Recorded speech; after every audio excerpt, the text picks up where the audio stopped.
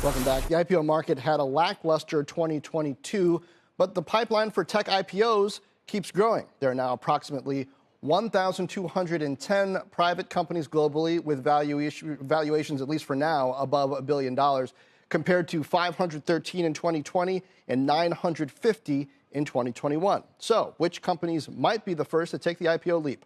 Our next guest highlighting names like Stripe, Databricks, and Instacart as top candidates. Joining us now, MKM Partners, Rohit Kulkarni. Rohit, welcome. So tell me, I keep hearing from VCs and founders that they're being advised to stockpile at least 24 months of capital before they'll be able to raise again, which suggests to me that a lot of people think the IPO market won't open up until the back half of 24 at the soonest. You think that's wrong?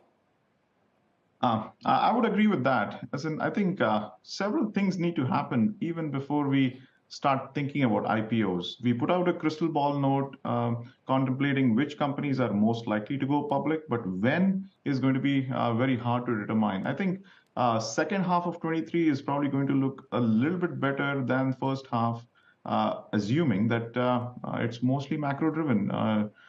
John, I think the moment we realize that we are at the end of the rate hike period, I think that gives a realization to private markets, the VCs, that this is the new era of discount rates, new era of what valuations could look like, and then we start building up from there. So yeah, I agree. So what should investors make of moves like Vista's move to take out Duck Creek this morning, which has that stock up more than 40% last time I looked? It suggests that private equity is seeing value in some of these stocks that trade around, under 10 billion, in this case under 2 or 3 billion market cap, and that longer term, a lot of these are going to do quite well. Duck Creek, I think, went public just 2 years ago. Yep, I think healthy M&A activity of public companies probably precedes healthy M&A activity of private companies. So I think still the private company valuations are still far apart from their public peers.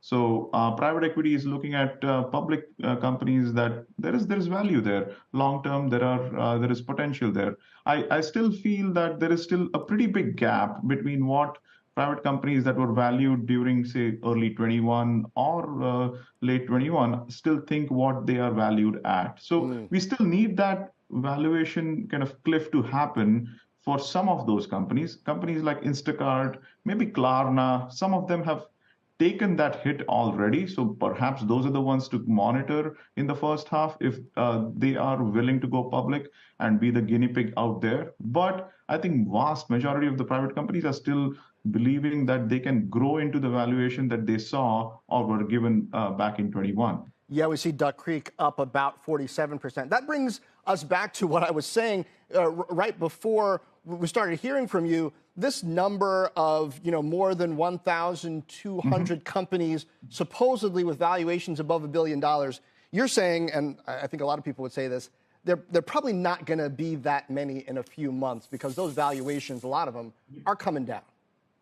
I agree. As in, again, it's anybody's guess. Probably the real number is 30 to 40% less than that, more than 1,000 that's been circulated in the private markets and private research. I feel 6 months from now, that number is going to be maybe 40% lower is our best guess. But that would be a slow moving kind of, as you know this, like private companies hate down rounds.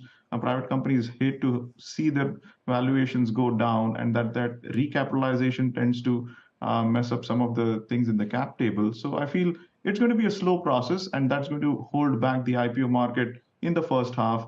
That should coincide with the rate hike situation, and that should probably open up what we think could be a rebound in the second half of this year.